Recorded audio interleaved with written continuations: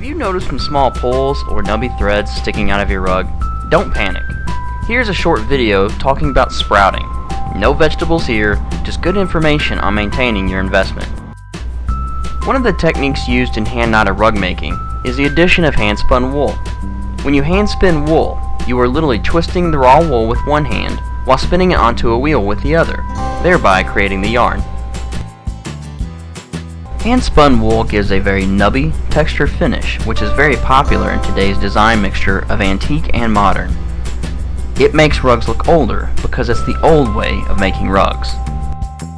Hand-spun wool rugs sometimes experience what we call sprouting. Sprouting is a very normal part of the break-in process and is due to the nature of hand-spun wool. It will often look like nubby loose threads sticking from the pile of your rug. If you see sprouting occurring in your rug, don't panic.